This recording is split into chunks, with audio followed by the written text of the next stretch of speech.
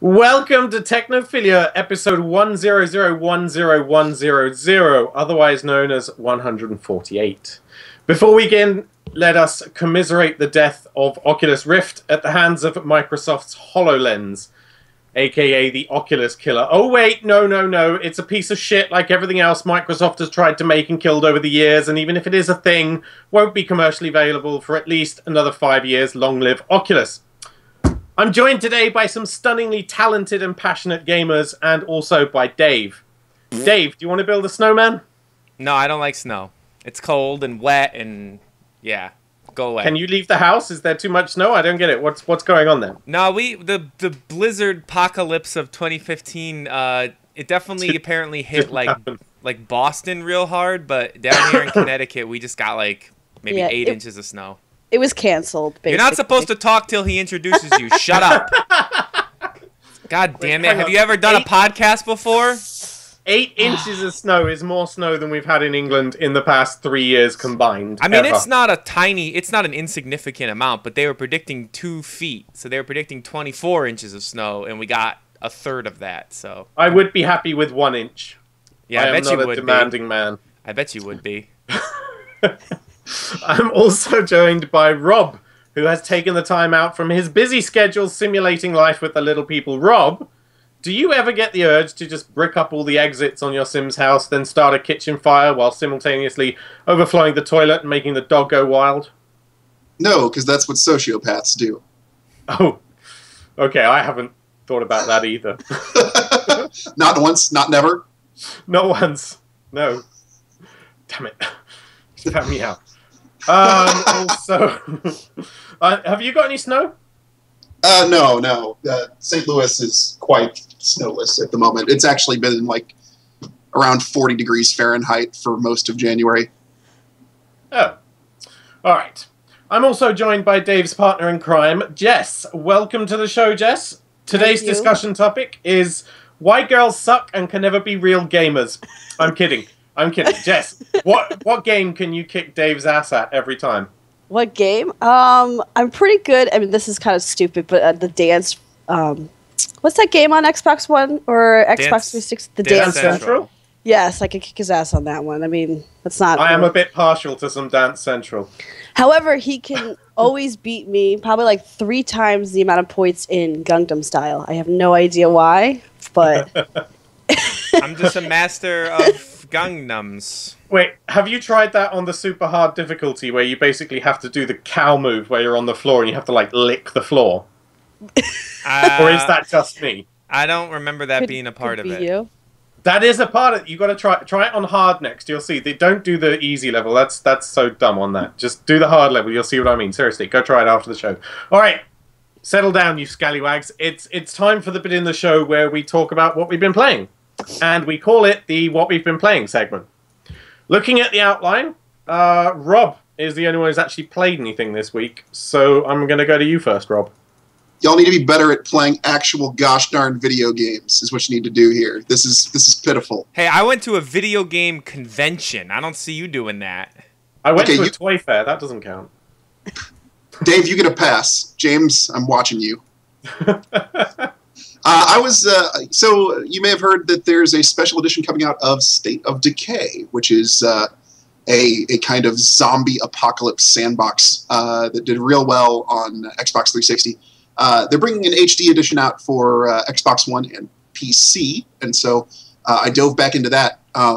Specifically, the State of Decay Breakdown expansion, which is, so the way it's kind of described is like the normal State of Decay campaign is like halfway between sandbox and story oriented, and then Breakdown is like the full sandbox expansion, and then Lifeline is like the super linear story expansion. Breakdown is pretty rad.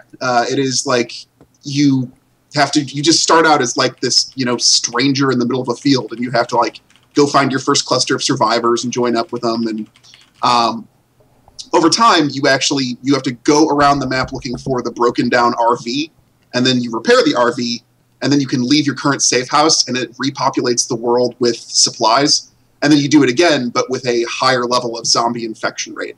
And so it's these cycles that you do over and over again, and of course the higher infection rate you play through, the higher your score. And there's leaderboards and everything. It's super cool. Like, State of Decay kind of came out of nowhere and ended up being really, really impressive. It's kind of got that great, like, solve the problems however you want kind of feeling, you know, like throw firebombs at the zombies, or like wind up an egg timer and distract them and throw that somewhere, or beat them to death with bats, like whatever you want. That game is really, really cool, and I'm hoping that they do some kind of like cheaper, like discount for people who bought the previous game already, because I'd totally play that with upgraded settings. I know Sleeping Dogs did that when they did their HD edition. So I have my fingers crossed. I would love to play a more detailed version of State of Decay, because that game is really worth checking out. So is the world not sick of zombies yet with all these zombie games, H1Z1 and whatever else is going on? H1Z1 isn't a zombie game. It's an anarchy game that happens to include zombies. Like, H1Z1, the real monster is man. That's the moral of that story. How is this any different from Left 4 Dead? State of Decay? Yeah. It's Left 4 Dead. Left 4 Dead's a shooter. Yeah, Left 4 Dead's a first-person shooter. Sorry, I'm that's confused. This looks like a shooter.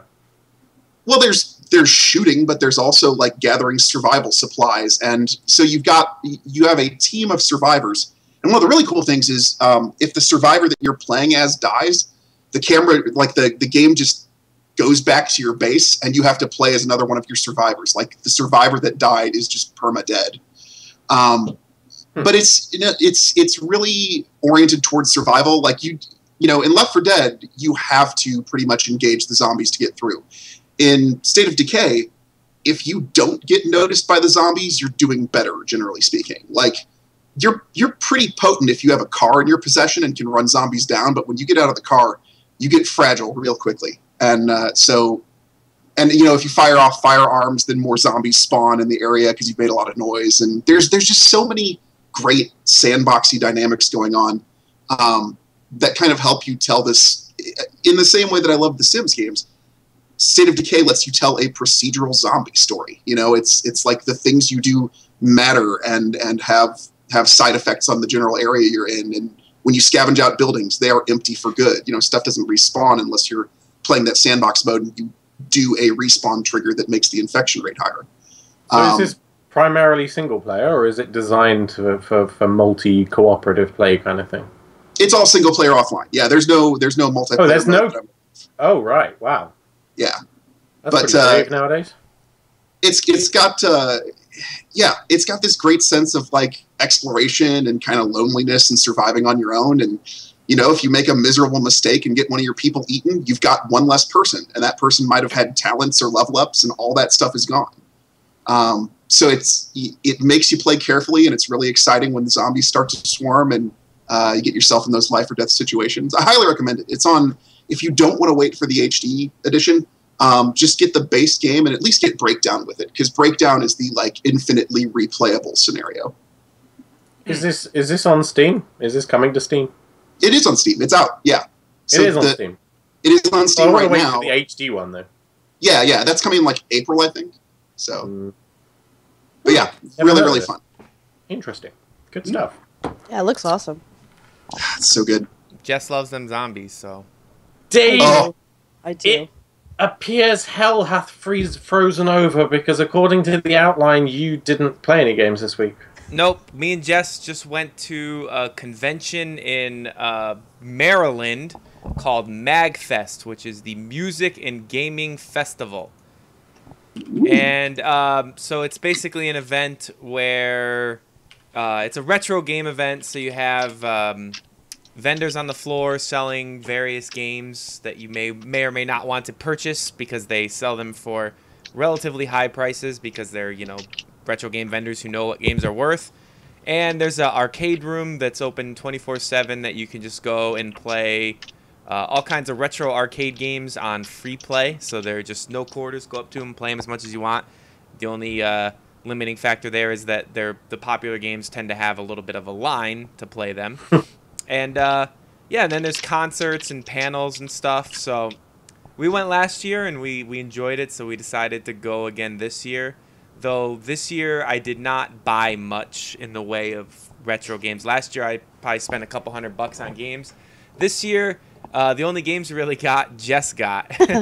Yeah, I bought all the games. They're pretty good. And they're not your typical collectible retro fare, but rather games like Buffy the Vampire Slayer on PlayStation or on oh my god, and Xena on PlayStation and Xbox. So she got games based on the TV shows that she likes. So that sounds awesome.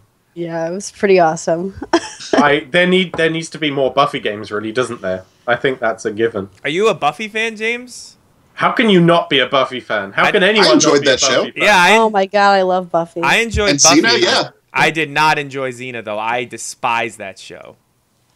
Well, it was all right when I was 11, and you know she was just a thing on TV with boobs. But other than that, yeah, there wasn't really much to it. But Buffy, oh my god, Buffy, that was watched well into university time. That was our downtime. That was. I'm a big Spike fan. Oh dear. No, and incidentally, like the guys who were in charge of those, like the dude who was in charge of Buffy, Joss Whedon, ended up he went on to do the Avengers and he's, Star Trek and Firefly. Firefly. Yeah. He's And doing then- Agents of S.H.I.E.L.D. right now, or he's the executive producer of Agents of S.H.I.E.L.D. Right, and then the dude who did Xena went on to do the first 3 Spider-Man movies, Yep, that Spider-Man trilogy. that he did. So I mean, they both have seen their share of success. That's for sure. So what I'm saying Why is did clearly you those don't video have- games made their careers. Is what I'm Yes, saying. yes. It must be the games. It wasn't the shows, that's for sure. Not Buffy, at least. I can't tell you how much I hate Buffy the Vampire Slayer, that show. Or not. What? I mean, I can't tell you how much I hate. You like Buffy? No, I like Buffy. I hate Xena. That show, man. Every time Jess watched that show, I just wanted to like slam my face into a wall until I was unconscious. It's I love hammy. that You've got to be in the mood for It it, was but it's just good. too hammy, though. I don't have a It's problem with a very little bit of campy. cheese ball, but it took the cheese ball to another level. But me and Jess are gonna play this. The Buffy game is a multiplayer like beat 'em up. So me and Jess are gonna play that game on the Twitch and yell at each other and be like, fuck, I hate you. You killed me. Have you played it yet, Jess? Can you talk about Buffy while Dave puts up a video and stops talking? No, I haven't played yet, but actually, I put it on r/Reddit and r/Buffy, and they were like going crazy over it. So I guess everyone's played it on r/Buffy. So I'm pretty excited about trying it. I don't think I like Buffy enough to join a Reddit community about it. I gotta be honest. You gotta really be hardcore. I just finished watching it for like the second time, and I was like devastated that it ended. And I was like, oh, I wonder if there's an r/Buffy, and I found it. I was like, oh, this is great. Like they probably post. It's pretty active actually for an old show, but. So is there anything else from MagFest that was of note, Jess, besides the Buffy and the Xena that I'm not remembering? I don't know. It was good. I mean, the panels were great. I mean, I always like the voice actors. That's always kind of cool to see the real life part of video games where, like, you know, normally we see the fantasy side of it, but, like, it's kind of cool to see a part of how it's made and how they get their jobs and stuff. John St. John was not there, though. John St. John, for those of you who do not know, is the voice of Duke Nukem. And this is the first MagFest in, like, 7 years that he has not attended. And I looked on his Facebook, and apparently he wasn't invited for some reason, which is very weird. So There is a spectacular video floating around out there of John St. John reading passages from 50 Shades of Grey. that sounds pretty good. In the Duke Nukem voice. It's so good. Oh my Yeah. God. Yeah, last year they had John St. John. They had the voice of GLaDOS and her husband, who does the voice of the sniper in Team Fortress 2, and Pudge. And they weren't there either. So they were missing for me the three biggest voice actors that I enjoyed, and they replaced them with a guy from Adventure Time, which a lot of people were really excited about, but I don't know that show and don't care about it, so it didn't do anything for me.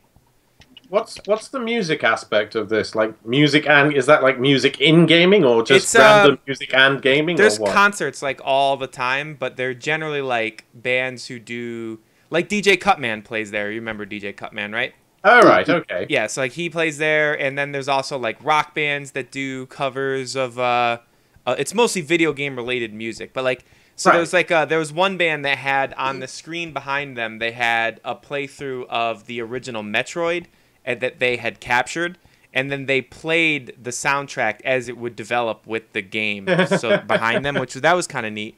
That's kind of good. I'm not super into the concerts. Like, I mean, I like going to concerts, but I like going to concerts for bands that I am a fan of, not necessarily like, oh, these guys are playing Mega Man music like that. You like moshing?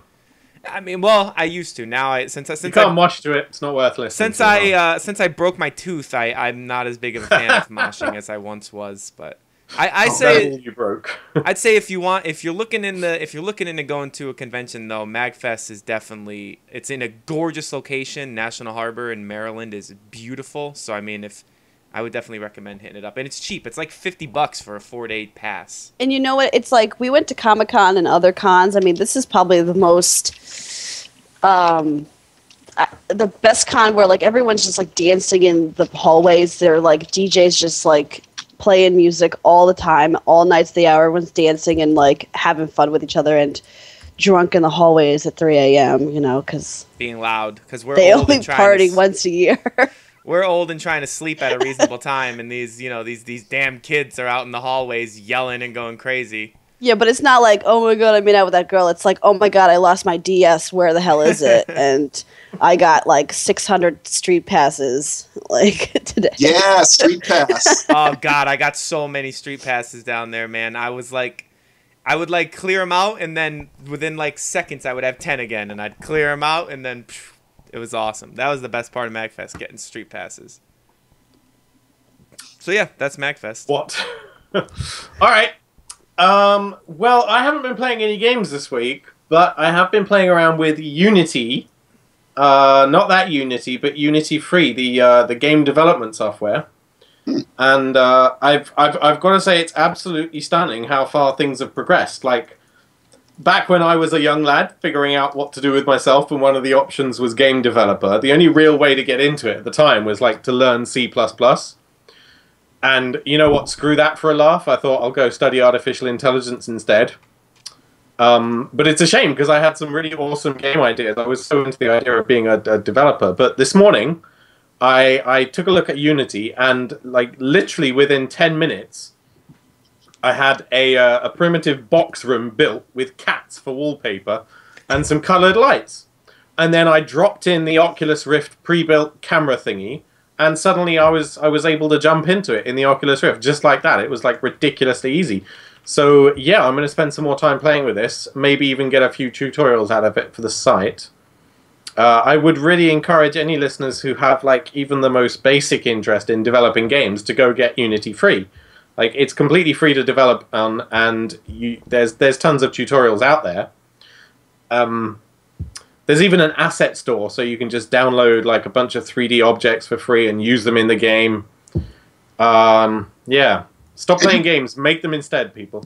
You only have to get a paid version of Unity if you decide you want to sell your work, right? I believe that's the deal, yes. And then it's for...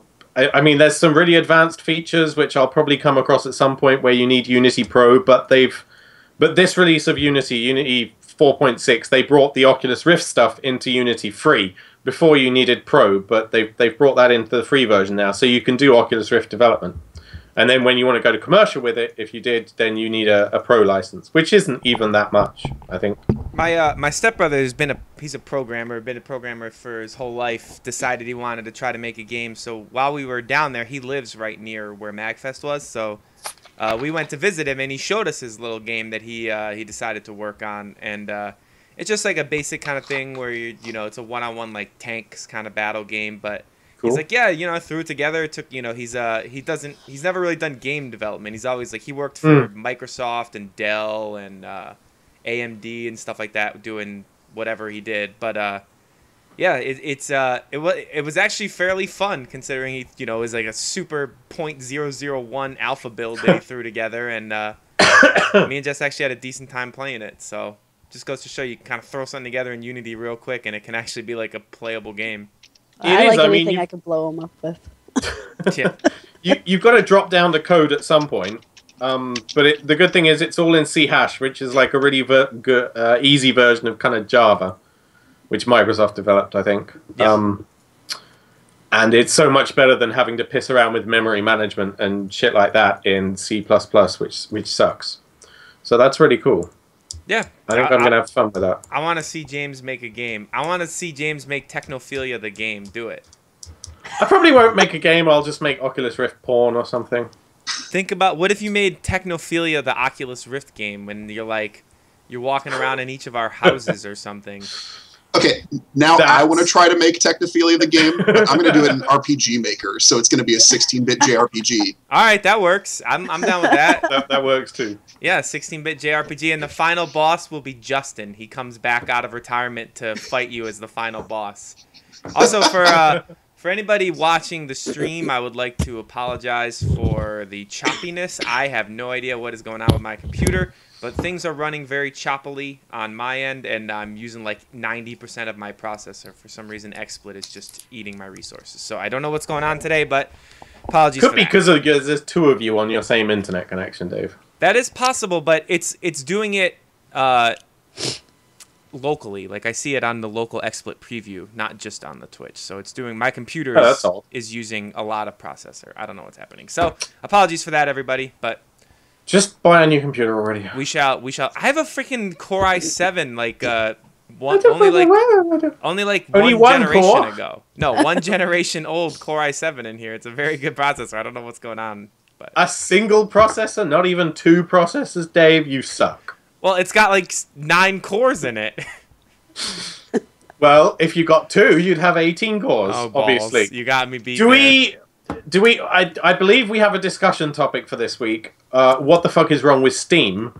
Is this a rhetorical question? Because I wasn't aware there was anything particularly wrong with Steam. So this was supposed to be the topic last week, but we had a listener suggest a better topic, so we went with that. This stemmed from a tweet that Rob sent, basically complaining about the lack of like quality control on Steam and how it's hard to actually find anything good. It's all just kind of like it's like, well, he was talking about Android specifically and how you know you see the shit that's just on Google Play and there's absolutely no control. And Steam seems like that's it's heading because any down. old amateur can upload something. Right, but Steam is getting like that now. That's the problem. Yeah, it's just more like it's the catch-22 of, oh goody, we can put games out without a publisher. Like on the one hand, you know, publishers are gatekeepers. Like they do prevent lower quality stuff from getting through if they know it's not going to make money. But then on the other side of the coin is like all the freedom we get with the ability for like just individuals to put their games out on Steam. You end up with this just glut of stuff with everyone from like, you know, solo programming savants flying under the indie flag to like kid with a you know, long weekend on his hands making hot garbage. I generally can't tell the difference between indie games and garbage, though. Well, every now and then there are those few good. Well, to be fair, he makes a valid point. He makes a valid point, though. A lot of the indie games are garbage. There's a lot of stuff that just, you know, some dude makes in his basement, and you're like, well, you appreciate the artistic integrity of a guy making a game in his basement, but the game is a piece of shit.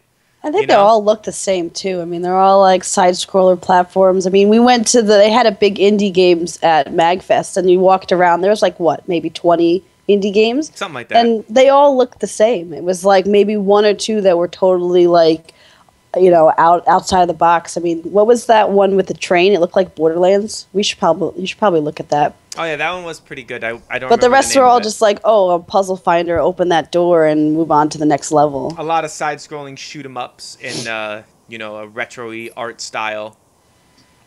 But it's the retro-y art style that I think makes so many of the indie games look the samey, because there's a lot of you know, I guess that art style is I don't know to do. It's not basically easier. You don't have to 3D. Well, render. it's also it's very targeted at your nostalgia. You know, they're looking for people who've been playing video games for a long time and being like, remember the good old days. So, I dropped a little bonus something into the chat here for those of you who are at the live podcast. If you're just listening to this later, here's your incentive to show up to the real thing. I actually did a little research. I just took like a random sampling of the top 25 games being played on Steam at like 5 p.m. on a Sunday, and then organized the release dates on them. And man, this is a follow up to the thing that we asked about. Was 2014 an awful year for games? If you look at that picture, like, the vast majority of the top 25 games were 2013 releases, and only 3 of the top 25. Seriously? Oh, Dota 2. And you could almost subtract the Binding of Isaac Rebirth from that, because that's a re-release of a 2013 game. It's a re-up of it. So you could take that away. So you really have H1Z1 Football Manager, which is a annualized sports franchise, and wait, that's Football Manager 2015 anyway. Does that count for 2014? Well, that's ridiculous. In sports games, they always release the year in advance, like 2015. Oh, okay. I'm showing my ignorance. Yeah. All right. Same with like NHL 15 comes out at the end of 2014. That's how they always do it. But gotcha. Yeah. I'm discounting that anyway. If you wanted empirical proof that 2014 was a crappy year in video games, like, I think that says a lot right there. That, like, it's 1, 2, 3, 4, 5, 6, 7, 8, 9, 10 of the top 25 games were released in 2013. I'm surprised Borderlands 2 is still so played. Oh, yeah. The pre-sequel is nowhere to be seen, but Borderlands 2 is... I have an idea. Why don't I share this on the screen? For the other people watching later. Duh! Technology! I'm like, I dropped it in the chat, so... but for people watching later, so here's what we're talking about. This is Rob made this. This is with my super primitive MS Paint organizational skills. It's not bad, though. I like what you got going on here. It looks good. So, I mean, obviously Dota 2 and CSGO are the 2 top games by a lot. I mean, they're the only ones over 100,000, and Dota's almost 1 million.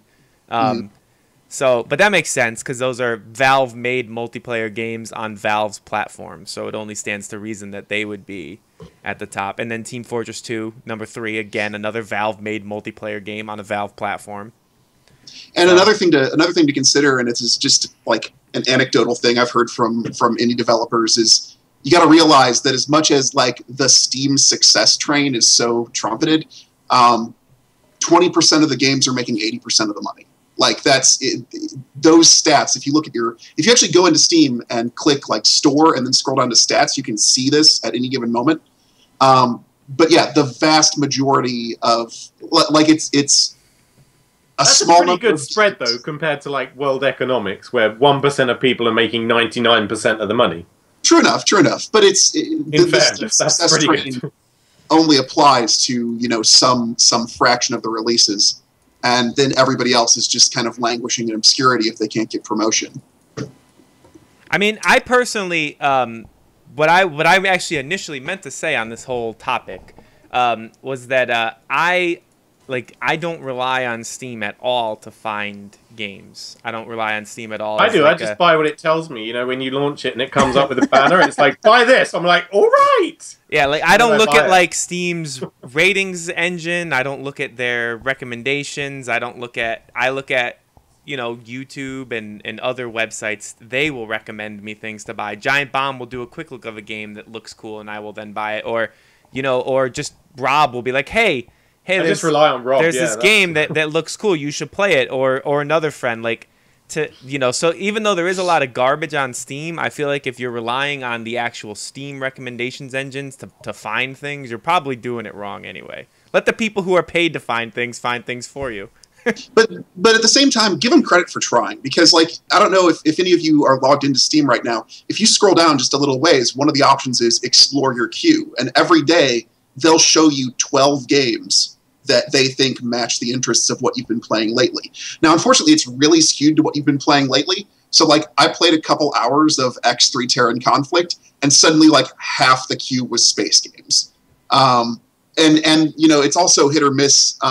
It doesn't necessarily understand why certain games are being played by the same people. So, I have the Talos Principle on my wish list, and it recommended me GTA 5.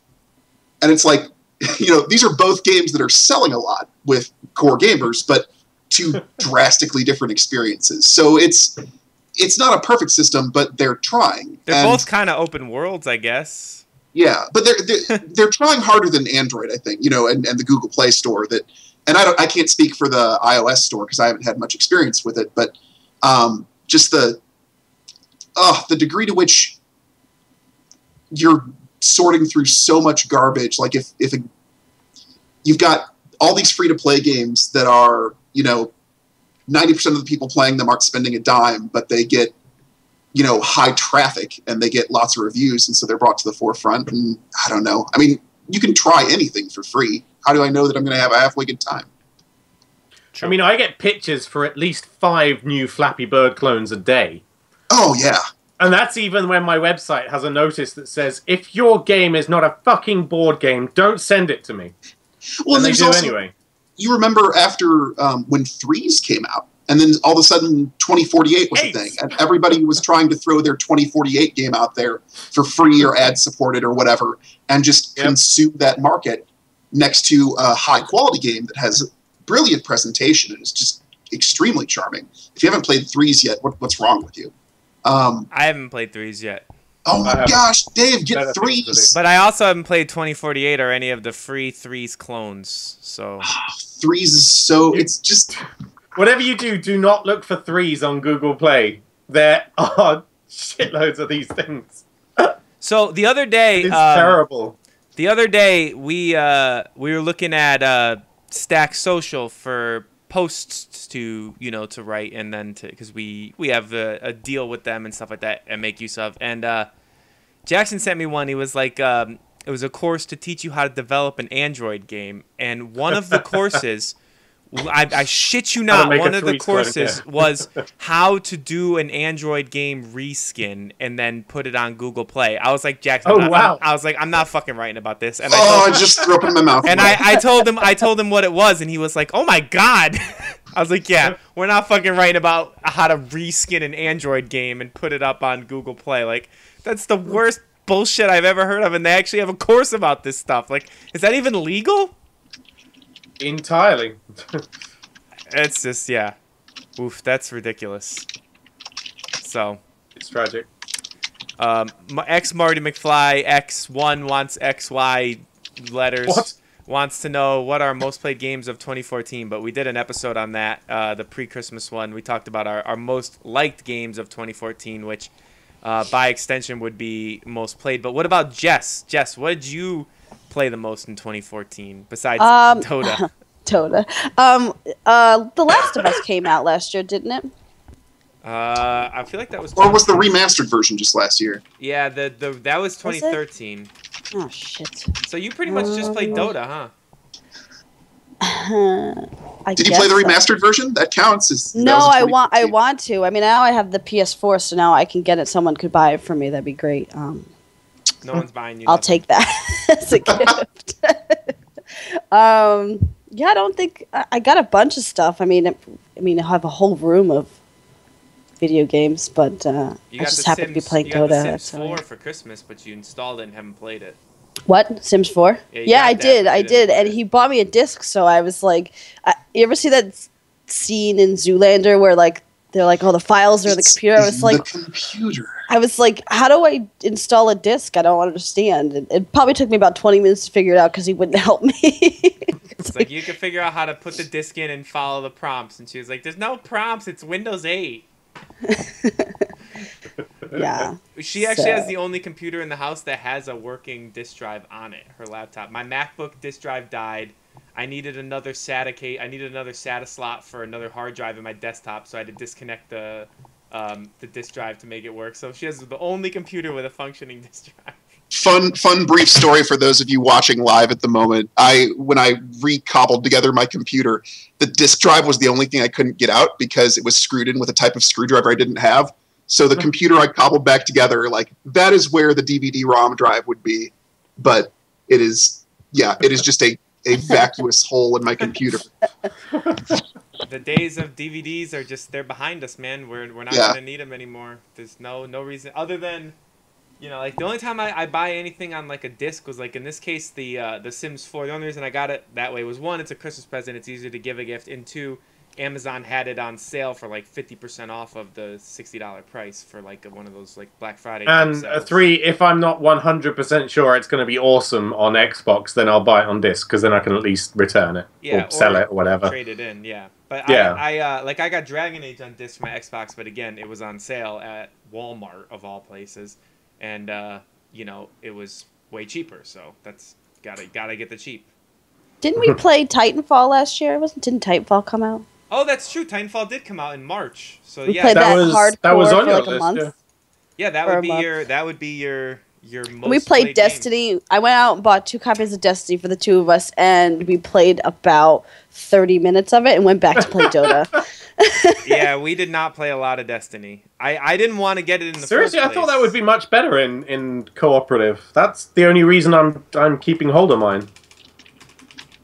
Then we need to play together. Well, I don't know. It was just the same. It was the same the same thing over and over again. The same quests, really. I mean. Well, yeah, Destiny's just boring as poopy, but that's a whole nother can of worms, you know, that we don't need to open. And then we didn't really start playing at the get-go, so we were way behind, and we couldn't even play with Dave's cousin, who is like #1 shooter pro. So Yes, we were like, we're level 2, you're 25. Just zipping through the content. Yeah. Oh, well, if you haven't even got up to level 20 yet, then yeah, it's a bit tough. Yeah, No. we're Literally I think 20 we're like, minutes. Yeah, like- we're like we haven't even got to the moon yet, so we're still. Oh, in man. Russia. But yeah, it's the problem is also that that whole beginning section with Earth. I already did all that in the beta, so it's like not only is it boring content, but it's boring content that I already played.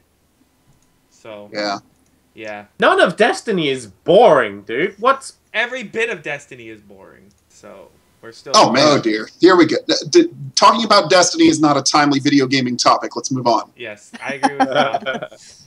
All right, and moving swiftly on to some news. Very quickly, Lizard Squad, the assholes who DDoSed Xbox Live and PlayStation Network over the holidays to advertise their services, they got hacked. And it revealed the full 14,000 or so list of clients who had signed up to use the service, and their passwords, which were stored in plain text. Apparently the website was set up like really amateur, according to some security researchers, which I think is even more damning for Microsoft and Sony then, who failed to stop these amateurs from taking down their networks. Dave, what else happened this week? These idiots can't even... They can't even... It's pathetic. But yet they could take down multi-million-dollar companies' networks, but they can't even properly hide a password. Yep. So, I like how the news person kind of made fun of him. They were just like, you're really not impressive there. Anybody could do it. It's like a nice little backhand insult to that. Yeah, the Lizard Squad wants people to think that they're doing something like super special, but they're really not. They're just throwing a bunch of bots at servers and making them crash. So I'm still not convinced, though. You can't do that without some kind of low-level access to something. Well, it's not just a random botnet of hacked computers. I don't think it can be that. Otherwise, it wouldn't just be Lizard Squad. It would be tons of... How did these amateurs get access to all that many it's getting computers access to and no one that else many has? computers. That's the hard part. But that's not the hard part for a bunch of... Well, these are supposed to be amateurs, right? How did they do that? Well, maybe there's someone at the top who's not an amateur. I don't know. I'm not buying this still completely. I'm sure What there's else more happened, to Dave? it. So EA is still a piece of garbage. Yeah. We're talking about mobile games. Apparently, in the new Need for Speed that's coming, they're going to charge for gas. It's terrible. Oh, it's actually on iOS already in a few regions. You mean petrol, right? Yeah, okay. Yes. So, like, charge for you're petrol. like, oh, you can't race. You don't have any gas in your car. You don't have any petrol in your car. So you can pay to fill up the tank or wait. Do you have to walk to the gas station as well? I don't think you have to. I think you just have to click on a button. So they're making it at least easy for you to.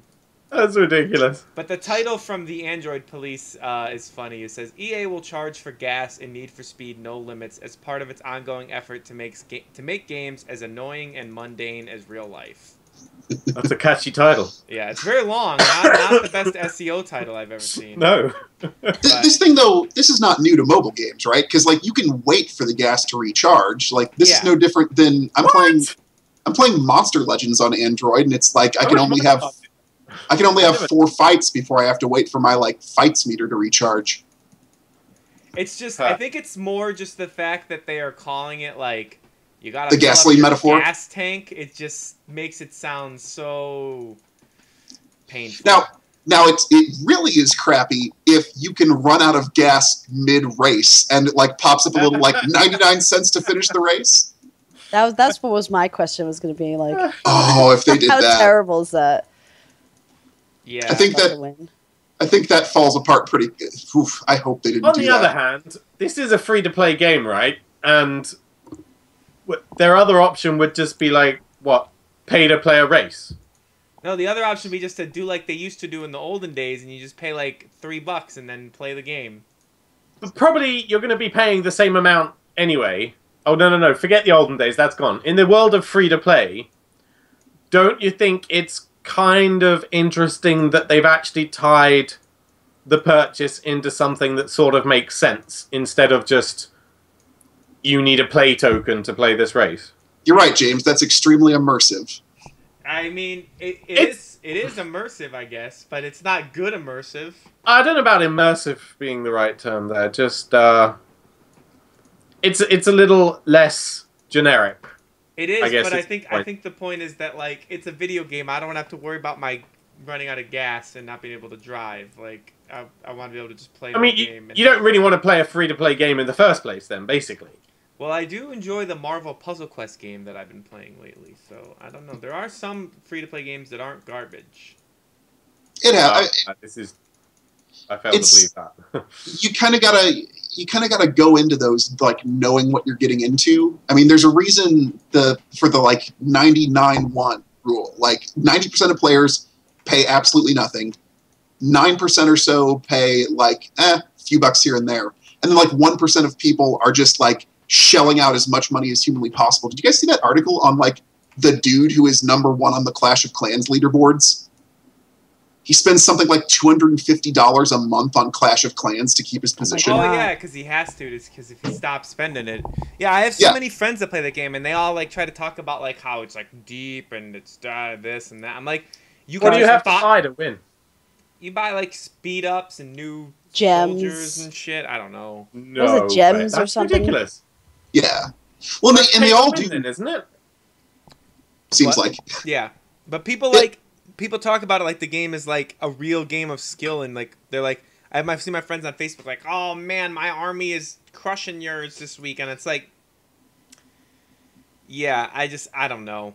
It's just ridiculous. They all do this like value confusion thing where like Jess was saying, you know, with buying gems, like first you have to convert your real money into gems, and then everything you can buy except for gems is in gem prices. So they try to make you forget how much actual money it's free to play is a fascinating thing. Like I love to read articles about things going on in free to play. I actually just made a friend who works for one of the companies that puts these games out, and I'm looking forward to picking his brain about it. Punching him anyway. No. I don't begrudge them wanting to make their... And wait, but really, whose fault is it if these companies are making money? It's the that's what I was going to say. It's you guys, to be honest, because I don't bloody pay for anything in free-to-play game. It's entirely you, Dave. It's your fault. I don't pay. I've never put any money in free-to-play except for Dota.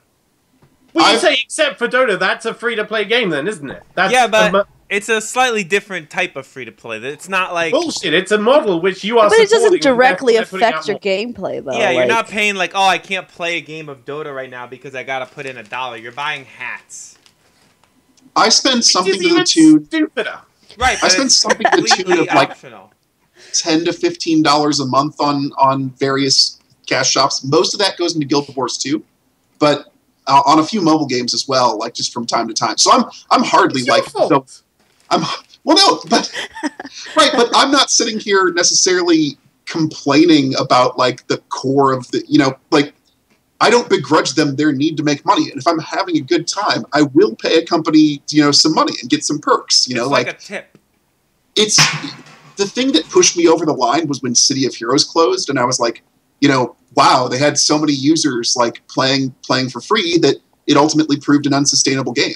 And so I consider it kind of part of my responsibility, if I'm truly having fun playing a game that I'm getting to play for free, to chip in a little change from now and then. Because if, or you could just buy a game and not support that model. Yeah. If the model is done right, I'm fine with it. I don't mind having a game be free if it's done right. If I could play a game for free, then that's cool. It's like anytime the only ones I have a problem with is anytime that it stops you from playing the game because you don't have, like, if I'm not as good at the game because I didn't spend money, but I can eventually get as good, that's fine. But when I hit that wall that says you're out of energy, the game gets uninstalled immediately. Are you talking about like the ones that make you wait, or the ones that say you literally cannot progress unless you buy the either way, okay. Whether it makes you wait or not. If the thing tells me that I can't play because I either have to wait or spend money, then I don't want to play it anymore. Then I'm done. If it's so tedious that you have no choice but to play? Wait, if it's so tedious, why would I play? Well, you've reached that point where it's like, well, yes, you can carry on playing, but you're only going to get gold coins at 1 a day or something. Well, then I just uninstall the game because they've made it to the point where it's not fun anymore. Yeah. All right, fair enough. There's all this psychology involved where, they make the first, like, big burst of advancement come along very quickly, so you get invested and you feel like you have a past. Like, the psychology of free-to-play gaming, like I said, is a fascinating thing. It's fascinating, yeah. Not something to break into in depth on this podcast unless we want to do, like, an entire episode, and then I have to do, like, research or something. But, yeah, I don't, I'm not here to tell you guys convert to free-to-play gaming. Like, I understand people who think it's the bane of all existence. But there are a lot of people who get to play games that wouldn't be able to play games at all because they can get in the door free and see what they like. Well, free-to-play games have been so successful for Valve that the economists that work for Valve, you always hear that Valve has an economist working for them. People always talk about that. He's basically the guy that came up with the hats in Dota and decided that was the model to go with instead of the League of Legends model where you sell the heroes. Well, he's so successful at doing his hat thing that he's actually now become the finance minister of the country of Greece. And they need one. Yes, apparently they are in desperate need of a good financial manager person, but I don't think a free-to-play expert is the best person for the job, to be honest. It's going to be free-to-play Greece. Well, it's not just advance to the next street without gems. He also managed like the economy of like selling the hats back, like how to handle the Steam marketplace and stuff like that, of like reselling and all that stuff. So you can sit here and wait for your health care, or you can pay a little extra to jump the queue. That does not happen in Dota. He only will sell you a hat that will make you look different while you get your healthcare done. I'm just imagining an entire country being run on like free-to-play monetization, like 99 cents to get access to the grocery store, or you can grow your own food. Hell yeah! You can have a white car for this price, but if you want a blue car. And of course the red car is limited. We only have 1,000 of those red cars, so you could buy one, but then you could sell it on the market later, but we're going to take 10% cut from that second sale, so really we're double dipping, see? And now Greece's economy is fixed. Genius. So that was just a weird euros now. That was a weird little story that I just threw in there because I was like, that is so random. So he has to leave Steam though, so now they're going to, or Valve, so now they're going to have no idea how to sell me new hats. Oh, well. I never liked those hats anyway. I think Valve is doing just fine. Also, I don't know if I mentioned it, but I played Dota again for the first time yesterday. First time in like a week after I quit and uninstalled it. I went back and played yesterday. Did you and Dota talk out your problems? Yeah, well, I played with Jess and my friend Danny, and it was actually had some good games. It was good times. It was fun. Are you and Dota getting counseling? I'm still mad at it, but I also do you not understand how it's basically your crack? Are you not worried about that? Nah, I don't care. I got nothing else to do. How much does an ounce of Dota weigh when you cut it up real fine? It's still an ounce. Oh yeah, that's right. So, well, no, ounce. No. Ounce can be a volume. Well, that's true. That is ounce. true. Okay, I'm not dumb. That dumb. This is important. Anyway. Seriously, though, moving on, more free-to-play news. More segues of free-to-play stuff. The Elder Scrolls Online, the MMO that was a massive failure, in my opinion, is now going free-to-play. A while ago, like a couple weeks ago, GameStop, they pulled all their, like, subscription cards, and everybody was like, well, either they're going out of business or they're going free-to-play. So they're not going out of business, but they're taking the first step towards going out of business, which is making it free-to-play. Well, this is something we see a lot too with the subscription games. Is they probably never intend to hold on to the subscription forever at this point. They just get in the door and do the subscription to recoup as much of their programming costs as possible, and then go free to play once they've kind of like shored up the budget a little. Yeah, that seems to be... Is this actually profitable now, then? I don't get the feeling that it is, perhaps. Probably not. Well, it's more profitable than the 0 subscribers that they had doing the subscription, so... Right, well, now that it's free, I mean, are you going to go play it? Because I'm sure as hell not. Apparently, the difference between this and most of the free-to-play MMOs, though, is it's not free in that you still have to buy the game. It's like Guild Wars. It's the Guild Wars 2 model, yeah. A lot of the free-to-play MMOs go straight up free. You download it and play it so for it's free. subscription free, but you still have to buy it, right? But they're adding in like microtransactions to still help support like the server. Oh, for God's sake! Because I don't think an MMO can sustain itself on just the $60 game sale. It can't keep the servers running for that with that. So yeah, so there you go. You could play the Elder Scrolls Online if you. There's like going to be, of course, like a plus thing where you can do a subscription and you get like DLC and extra bullshit that you can get if you decide you want to pay a subscription. You have that option. So, well, and one of the strengths of that buy-to-play thing, though, too, is that it keeps like if it costs you absolutely nothing to make new accounts, you just have like bots and multi-boxers everywhere. You know, like you do need to have some kind of pain involved in establishing a second account. Or just accounts proliferate, and the gold sellers swoop in. You should be able to pay in blood for some of these games. Jess, you gonna play this? You finally gonna jump into the MMO space? You what? love Skyrim. I did. I love Skyrim. I think Skyrim really brought me back to video games, honestly, because I hadn't played very often before that. And then, I played Call of Duty, but that's not really a good game. But I don't know. I was afraid. It's a fine game. I don't think it's just the same game every now. year. It brought you back to the single player games. Yeah, I mean, yeah, exactly. Like I wouldn't have played Last of Us or Tomb Raider or all the Uncharted because I was like, oh, I forgot how good games are and how much I love them. But no, I was afraid to play Elder Scroll Online because I was like, I don't want to be like Dave with WoW. Like I don't want to be submerged in like this world. It's all coming out now, Dave. I have uninstalled WoW and canceled my subscription. So I mean, I didn't want to go into a room and then leave like 600 pounds heavier with like acne and like I don't. It was just not going to happen. You're a jerk. I should have bought more $10 Guild Wars 2 like codes while it was on sale for $10 over the weekend. Mm-hmm. I should have hooked you all, got you playing my game. I played Guild Wars 2 when they did that free like weekend thing that they did maybe like I don't know a year ago or something like that. I played it like for a few hours. It seemed fine, but I didn't want to get too invested. Like it is kind of the theme parky thing that you see in everything since World of Warcraft, but it's got its own spin on it that makes like you're always happy to see other players in Guild Wars 2 because if you and another player kill a monster together, you both get full XP and full loot. It doesn't like divide that stuff. Yeah. See, I never really got into MMOs just because I hate other people. This would help you come around a little, I think. I think if I had some real people, some real friends to play with, it might be cool, but the problem is it's already filled with strangers. James, and how much? stuff. Let's be honest. If me, you, and Rob and Jess started playing WoW, the four of us, we'd have so much fun. No. Nope. We would, but I wouldn't want to play WoW at this point.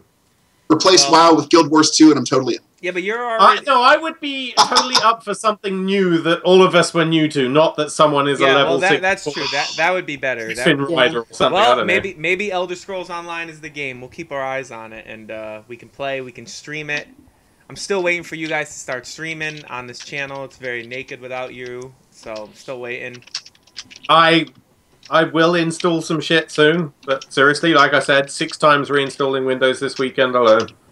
Sucks. Rob, what's your excuse? He's got his own channel. I've got my own place. Got my own people to worry about. Of more free shit that no one wants. What's the next bit of news? Whoa! I am extremely excited for Windows 10. Are you honestly and tell me you're not looking forward to Windows 10? I installed the preview and uninstalled it 10 minutes later. Yeah, that's a preview. It's not done. Yeah, the thing is, though, at its core, it's still Windows 8. It runs the Windows 8 runtime underneath it all. It's just been reskinned. Yeah, but they got some cool stuff going on in there, man. Yeah, like what? You can talk to Cortana. Woo! They got the gaming stuff going on in there. It looks nice. It's supposed to run very well, from what I understand. It's Xbox free? stuff, like what they did with the Smart Glass app, because that was such a huge success. Yeah, I can't wait for that on Windows. The Smart Glass app is very usable, just people don't use it. But it's not really, though, is it? I mean, what do you do with it? Nothing. You're a racist against Windows. It sounds things that sounds good in theory, but in practice, it's just a crappy version of Windows yet again. Stick Windows 7. I don't know, man. I think it looks pretty cool. I like this whole, like, it has the start menu, but the start menu has tiles in it and also a normal start menu. That sounds cool to me. I don't know. Yeah, no, that sounds better than Windows 8, but not as good as Windows 7. That's my point.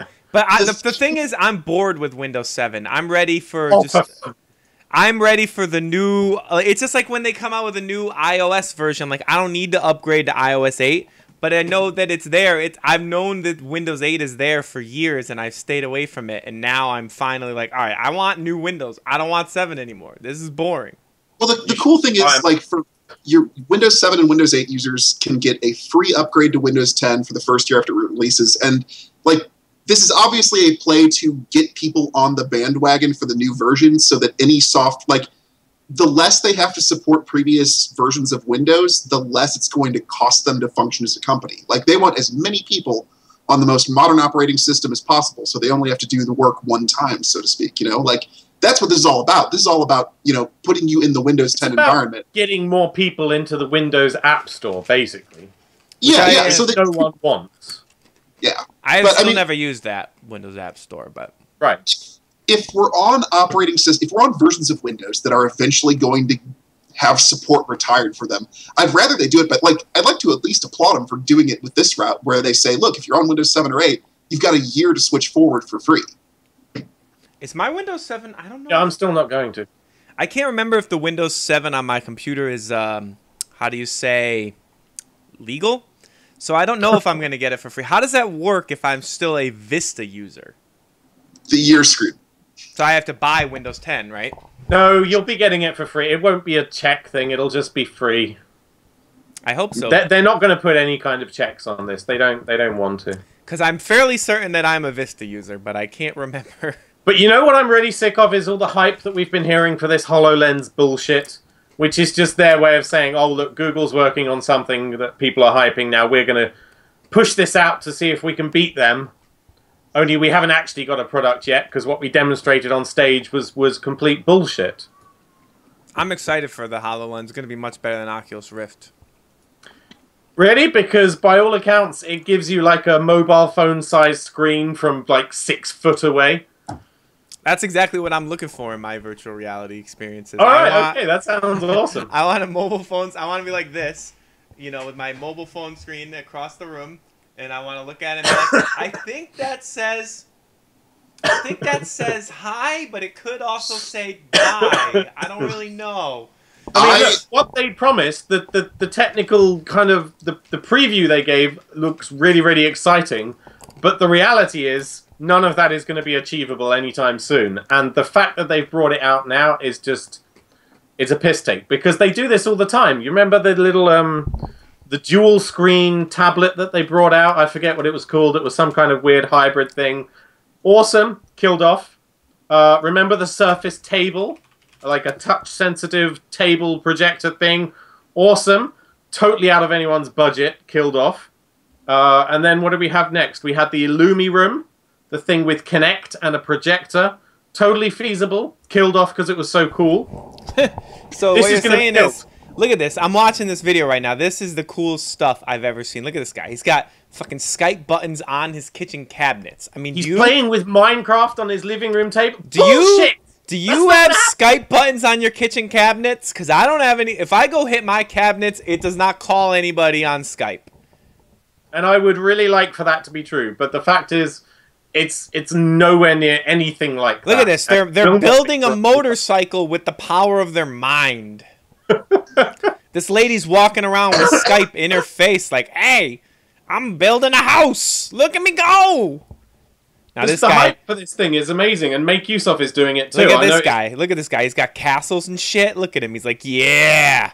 All right, let me touch that chimney, and then, yeah. Oh, yeah. Now I'm going to published something about, Windows 10 is going to run on HoloLens too, and it's like, what are you talking about? This is our future. I just can't.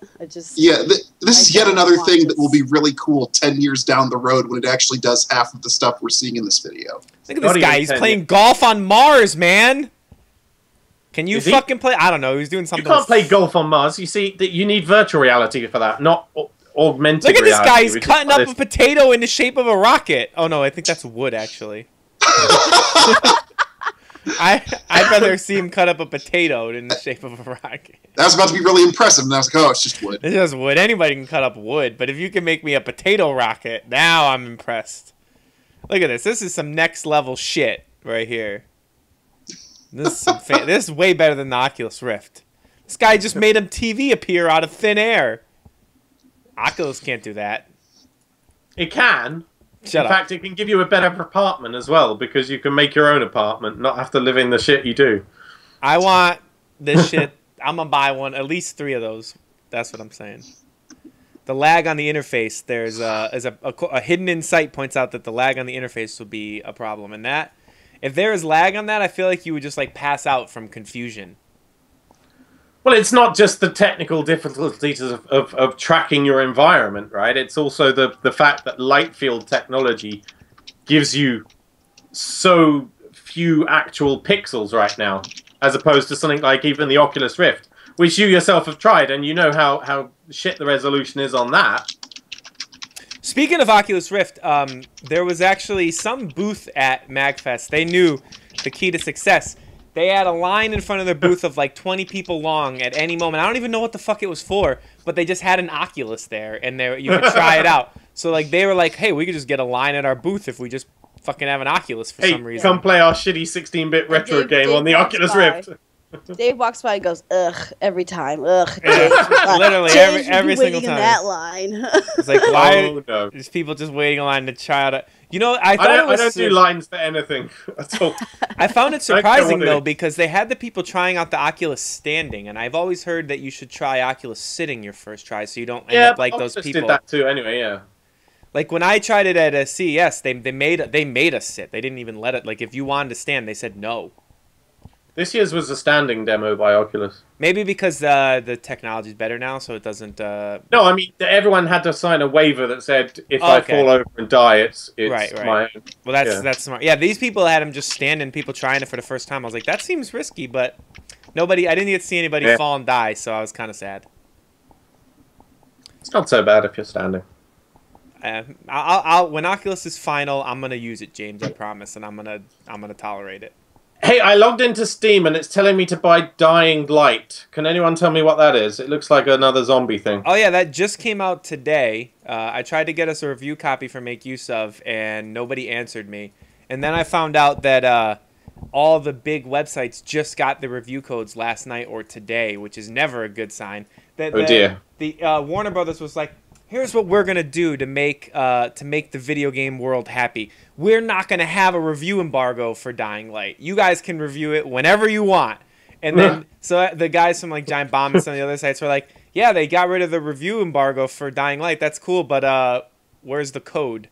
And then they tweeted like last night. They're like, oh, we finally got a code. So we actually could have just bought it and reviewed it and had it up at about the same amount of time, but. Oh well, we're a little past the moment now. It looks kind of cool, but it just looks like Dead Rising on the Xbox One. Yeah, it's like zombies with parkour, basically. Like you can like run and climb buildings, and it's got like a cool. Supposedly the hook. I don't know yet because the reviews haven't come out and stuff. But the hook that's supposed to make it cool is that like the zombies are very like tepid and passive during the day, and you can kind of get shit done, but you got to get back home by nighttime because then they become super fast and strong and they'll destroy you. Yeah. I feel like the marketing for Dying Light just hasn't reached me. Like I don't have a good idea of why it's different from other zombie games and what makes it distinctive. The fact that they didn't send codes until the day before or the day of release day Does is not bode never well. a good sign. And there was Getting no very good reviews on Steam though. I mean, but those are users who have played it for a few hours. You know, like what are the reviews when people beat it and stuff? Because it just came out. You know. That biscuit gentleman from the United Kingdom, he was playing it the other day. Biscuit gentleman. Biscuit gentleman. Yes, I've heard of this biscuit gentleman. Somebody called us a wannabe co-optional podcast in the chat. I got a kick out of that. And then someone else said, no, we're better because we're double the Brit. But I don't see that because we only have one Brit. So I don't know. I'm doubly as strong in my Britness. I agree. You are way better than this guy that's made out of bread. Someone wants me to scream in the chat. I don't know why. Scream? I don't know. I have a cold, that's a so bit I don't weird. really want to scream. I'm bracing myself by pulling my headphones away from my ears. No, don't scream. No, so I'm not. I'm not screaming. Rob has Shout. one last story that he wants to tell us about. Yeah, And yeah. Let's get back to some real video game news. Holla back. What's up? Real video game in air quotes. I would say it's the realest video game because it is a simulator, Oh, that's true. an American truck simulator. I don't know if any of y'all out there are Euro Truck Simulator 2 fans, but if you've been having a great time with that magnificent simulation of trucking excellence, you should be really trucking excited for an hour of video footage from the alpha of Euro Truck Simulator, which Dave will put up. Yes? No? Are you going to help me out? I'm working on it, but the only one I can find is from 4 months ago. I put a link. Oh, you put a link. Oh, I put a link in the show notes. Oh my god. What year is this? The map in the alpha only shows California right now, but as far as I understand, it is supposed to have a rescaled version of the United States for you to drive your truck around. I have written about what makes Euro Truck Simulator 2 so good, which is the part where it's just engaging enough where you're in a constant state of low level challenge, and it's not a hard game, but any mistake is extremely costly. So it puts you in this great flow state where you're always just managing the truck, staying in the lanes, and always kind of a little nervous about bumping something. But then you've got these routes to drive that often take upwards of an hour and a half real time, and you've just got beautiful scenery to absorb while you do it. It's super zen. You do need to try it. I was not a believer either, and my girlfriend was like, "Hey, try this thing," and I was like, "You're crazy," and then I did it, and now I am a truck simulator believer. Anyway, for the longest time, we have had nothing. We have only had pictures of this foretold prophetic truck simulating game with the entirety of America at our disposal, and now we have actual video. So I'm super stoked. You should be stoked too. Watch for a sale on Euro Truck Simulator 2 if you want to get an idea of what makes this so cool. I strongly recommend a controller or a steering wheel. Don't play on keyboard. That's rough. But you should be excited. You should be excited if you are a PC gamer because... Don't you need more buttons than a controller offers for this truck simulation nonsense?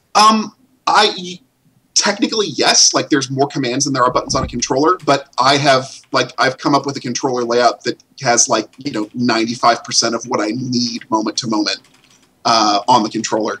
Let me just go and see how many hours I've logged in this game, just so you guys know I'm not a faker. I'm not a phony. I've watched you play this game before. It's so good, man. It's so good. I have 79 hours logged. I could have made 2 weeks' pay actually trucking, but instead I played a video game. That's how good this is. That's how something it is. Also, I really need to get my commercial driver's license because if it's as fun as real life, then I'm in. I'm ready. Yeah, I was just going to say, why don't you try driving a real truck if you seriously like this? It actually is. It's crossed my mind. I've been looking into getting a commercial driver's license. You thought you were kidding. Why don't you just stick with the writing thing? It's a lot easier and a lot less trucking. I believe you can do both while you're driving. You can type. I don't think that's a good idea. Oh right. I think. All right, I'm in for staying in the writing field if I can get a 5-minute segment on every episode of this podcast for trucking games. You could do whatever. You could literally do whatever you want with the podcast. I don't give a shit. You can come on here and fart in your microphone for 10 minutes. As long as it fills the time, then that's fine. We can have Rob's Totally Trucking Update. Yeah, sure. As Every long week? as you're not talking about the crew, then it's all good. What if I... But there's like pickups in the crew, so those are trucks. No. We're talking trucks, bro, not pickup trucks. Pickup trucks is not a truck. That's a car with a bed. You would allow me to fart into a microphone for 10 minutes, but I gotta updates draw the on line crew. somewhere. Dave, I'm not the boss anyway. This is a shared endeavor. We all have the same say in what we do on this here podcast. all I'm saying is your standards seem disappointingly arbitrary. That's all I'm saying. Everything I do is disappointingly Whoa. arbitrary.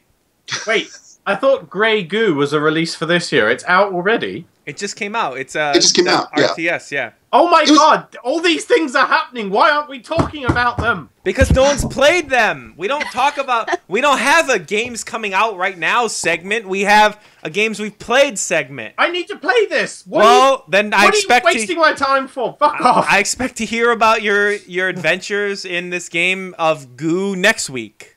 All right, that's it. On this bombshell, we're going to call it a day. Thanks for watching. Sorry we didn't have anything shit to give away this week. If you enjoyed listening or watching to this show, please subscribe on twitch.com/Technophilia Podcast. Twitch.tv, god damn it. You should let me do this damn outro. You're terrible at it. Twitch.tv, same thing. Where we broadcast live most Tuesdays at 6 p.m. UK time, midday Eastern. Yes? Is that a thing? It's 1 p.m. Eastern time. 1 p.m. Eastern. 1 p.m. Eastern. What is it midday then? Central? It's noon. Mountain? 1 hour before that, and then you move over to the other spot, and it's 1 hour before that. I'm confused. Or you can subscribe to the podcast in iTunes. Just search for like Technophilia Podcast or something. Or we are over at technophiliapodcast.com/feed/mp3. Twitters. Did you Yes, say? Mm-hmm. if our listeners wanna see more of you, do you have a channel thing where you broadcast? Is that a thing? Who, me? No, Jess. Yes, Oh, me. Jeff. I'm sorry. I wasn't paying attention. I was looking at the chat. What was the Idiot. question?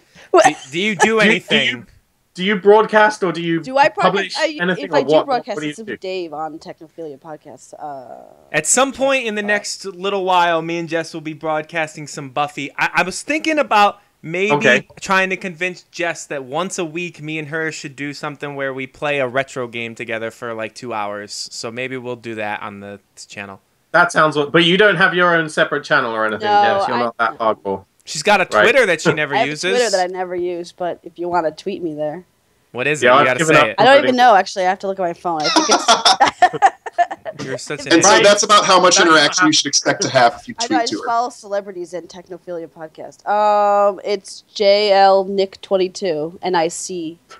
There you go. JLNIC deuce deuce. So there you go. All right, game safely, everyone. I'm going to take us off the internet, guys. We're going off the internet. If you're watching this, we love you. Not really. Goodbye.